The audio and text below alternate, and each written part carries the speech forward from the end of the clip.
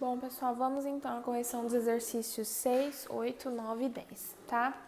No exercício 6, ele fala o seguinte. Ele fala que, como você pode explicar o fato mencionado no texto? A fermentação é tanta que o tambor chega a andar sozinho, parece que está vivo, tá? Então, o fato dele falar aqui que o tambor chega a andar sozinho, significa que ele está se movimentando, tá? Se movimentando devido à fermentação. No processo de fermentação, há a geração de gás, o gás carbônico, que é o CO2, certo? Então, a geração do CO2 faz com que ocorra um aumento da pressão dentro do sistema, o que leva, então, consequentemente, ao movimento do tambor, certo? Então, isso devido à formação do gás no interior do tambor, tá? No exercício 8, ele fala o seguinte: ao deixarmos as garrafas deitadas, as rolhas umedecem, havendo menor possibilidade de deterioração do vinho. O procedimento evita a transformação do álcool do vinho em quais dessas substâncias? Acetona, ácido acético, acetato de etila ou metanol. Então, partindo do pressuposto que nós estamos, formando o álcool do tipo etanol, que é CH3, CH2, OH, não tem como a gente formar um metanol, porque met é prefixo de um só carbono, nós temos 2 carbonos, certo? Acetato de etila a gente nem estudou ainda, né? São sais aí de compostos orgânicos, tá? E acetona quer dizer que a formação, de uma substância com 3 carbonos, sendo que a gente só tem 2. Então, o único que resta aí é o ácido acético. E usando a lógica, o ácido acético é um ácido carboxílico. Vou colocar aqui, ó. Ácido acético. O ácido acético é um ácido carboxílico que contém os 2 carbonos, só que ele tem uma dupla oxigênio e simples OH, tá? É o ácido etanoico, certo? No exercício de número 9, ele fala o seguinte: os enólogos recomendam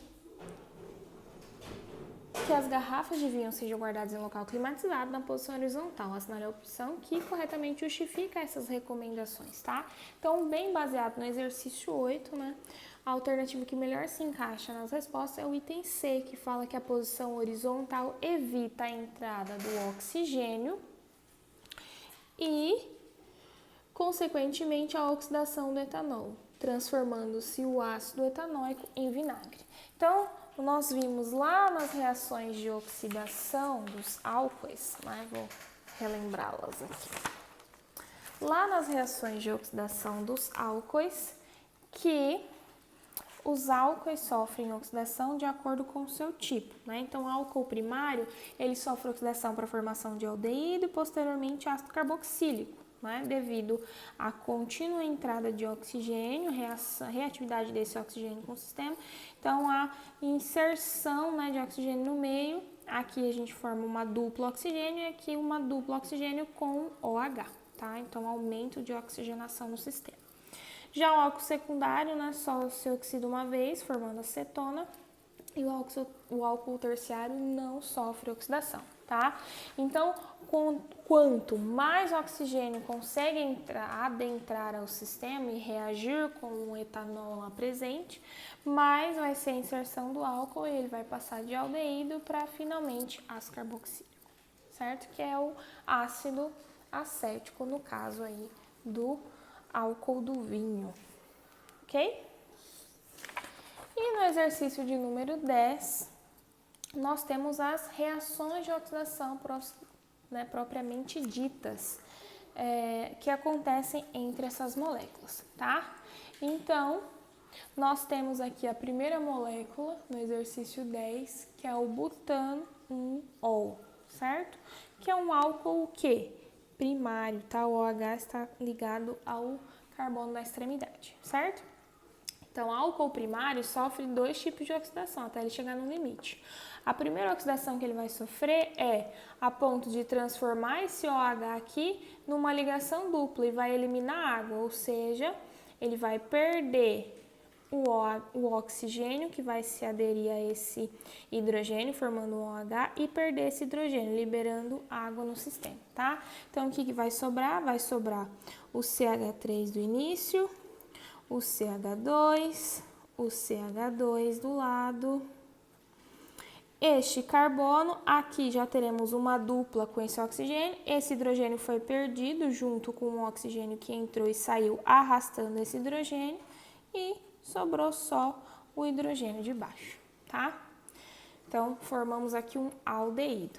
Já na próxima estrutura, a gente vai fazer só o processo de oxigenação, ou seja, só a entrada de oxigênio nesse hidrogênio, certo?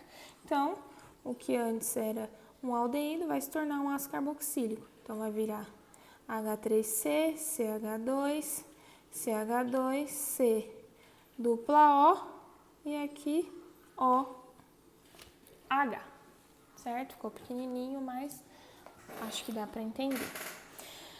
Aqui nós temos um álcool secundário já, né? Que tem um carbono ligado a um OH ligado a 2 carbonos, certo? Esse álcool secundário ele vai sofrer só um processo de oxidação, por isso que só uma molécula indicada aqui, tá?